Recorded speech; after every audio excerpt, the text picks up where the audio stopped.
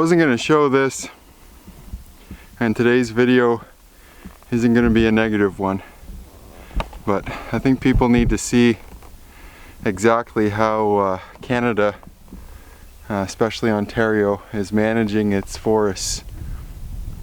This is a very small little clear cut on my land, but I've lost in total, probably out of 100 square kilometers, I've probably got 30 square kilometers of it that is completely decimated, where they've cut all the trees like you see behind me here.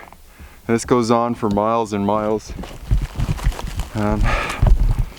There's vast portions of my land now that are completely devoid of certain kinds of game, like marten and fisher. Moose populations are way down because of ease of access. As you can see, they punched these logging roads in, and all the slobs with their beer guts and ATVs come in and do a number on a lot of the wildlife. So, you know, this is something people don't really realize, I don't think. Everybody hears about the Amazon, but it's right in our backyard. I mean, just, you know, 7-8 hours from Toronto is where I am. But this starts 3 hours out of Toronto, and yet no one realizes it. You know, Canada likes to portray itself as some environmentally aware and friendly and responsible country, but in reality, we're probably the biggest extractor of resources on the planet. What we use for ourselves is bad enough, but we sell a lot of this to other countries. Probably most of this wood actually doesn't stay in Canada, and you know, people don't realize it. You know, this forest will never be what it was. It'll never have the same wildlife that it had in the same way it had it before. They also spray a lot of this with helicopters, toxic chemicals, and they turn forests into monoculture tree farms. You know, they spray things that kill all the vegetation, and other trees they consider weeds, and you know, a lot of that's food and stuff for the small mammals and insects and things that are really the backbone of the food chain. And what you end up having is, like I said, not a wilderness but a farm, a tree farm, and they hide it from the highways by leaving a buffer so you can't see what's really going on as you drive north. But this is it. This is what happens, you know, and we all have a hand in it, including me, you know. So, something to think about. Anyways, I won't rant on that any further. Today we're out to locate some beaver. It's coming towards the tail end of the season for me, and you know, my meat supply is pretty low. I got a few the other day. Looking to get a couple more and then focus on the bear hunt. So we're gonna make our way to an area that I've scouted, and I know there's beaver there. The reason I have the gun is in case we see an opportunity to stalk a bear. I live completely off of wild game.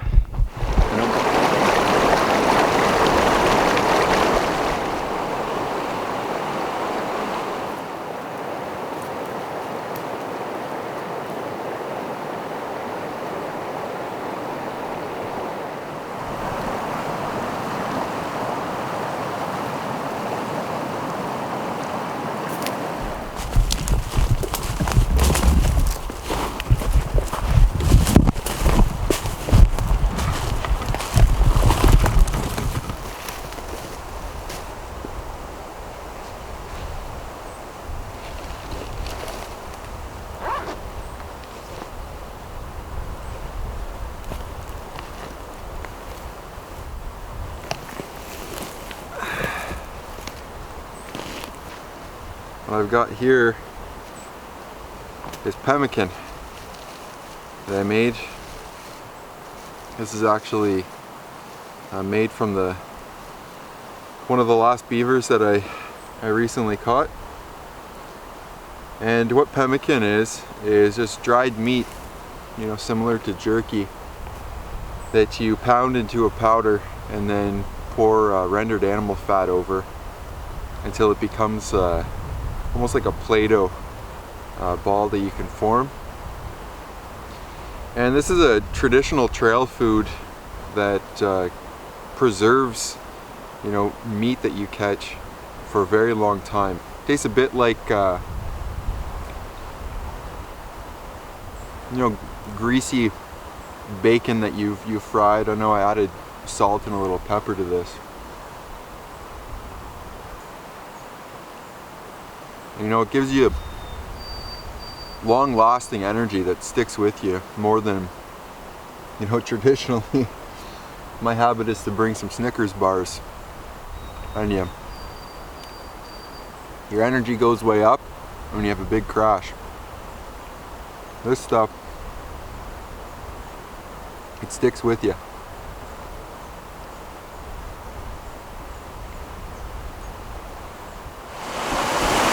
Just thought I'd show you guys the dam. You know, this is just a small portion of it, but you can see what incredible engineers these animals really are.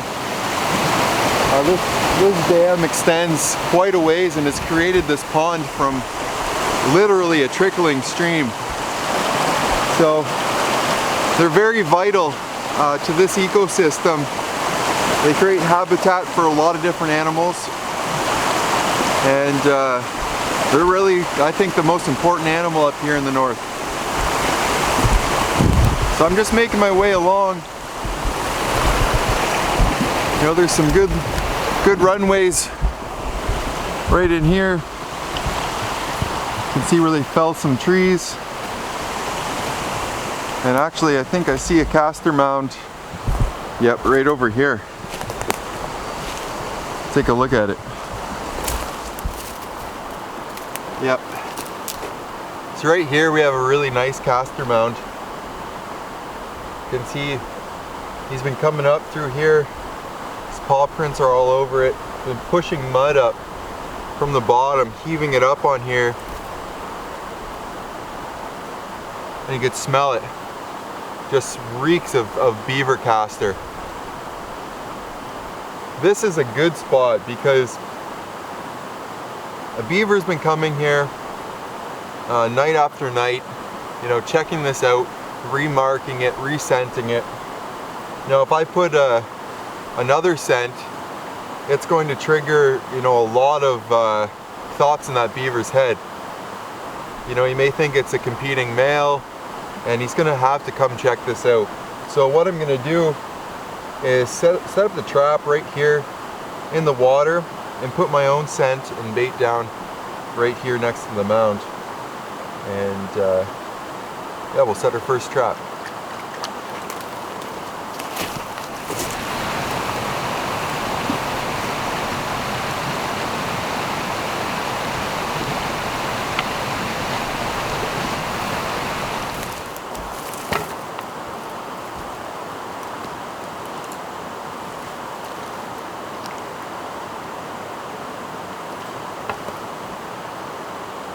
So I set these in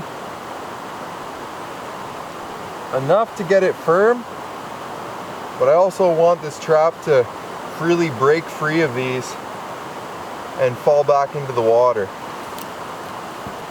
What this also does is help funnel and guide the beaver where I need him to go. Here I've got my bit of poplar. There's just a little sapling that I cut. I'm just going to take some of these twigs that are nice and tender. I'm going to lay a bunch right there. I'm also just going to rough this up just a little bit and just expose that nice green inner bark, because that's what the beaver are really after.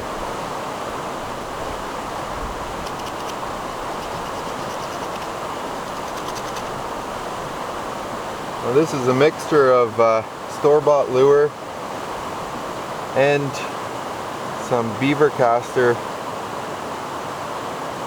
from another pond.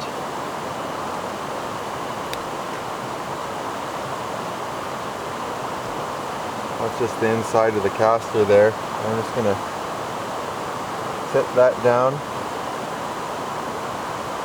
right in there like that. Rub this on some of these sticks.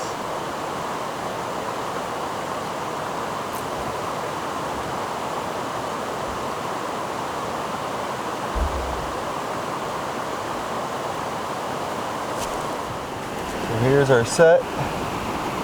There's the trap, the bait, and I've wired off to this branch. It's a nice thick branch and a lot of extra wire to allow this trap and the beaver to roll back into that water where it's safe.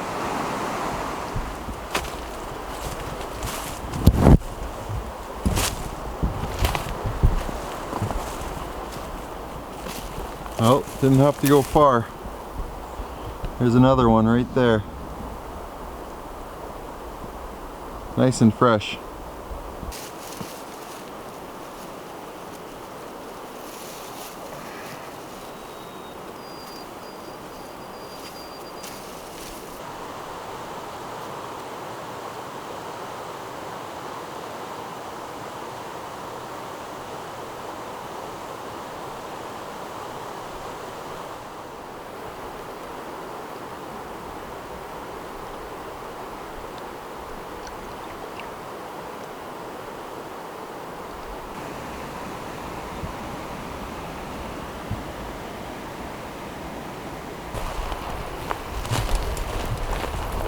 Got a really nice spot here. A lot of runways. Good place for a trap with a natural funnel right there. You can see a runway there running up, and then coming up through there and past that tree.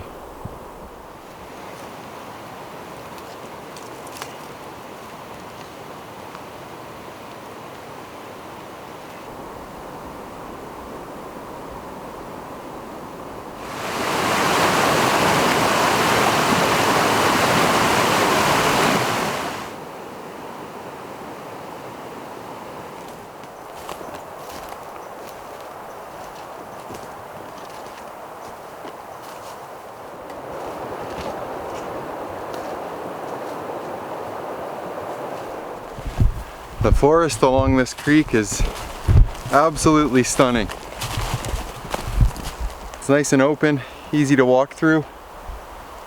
You know, I see lots of game at all times of the year throughout this area, which is, you know, pretty normal for a waterway like this. They're kind of animal wildlife corridors, little highways. All kinds of life out here. So we'll let those traps set for a day, and we'll come back and see what we've got. I'm pretty confident we'll get at least one beaver, maybe two, which is all I'm looking for. So look at that gorgeous stand of birch behind me.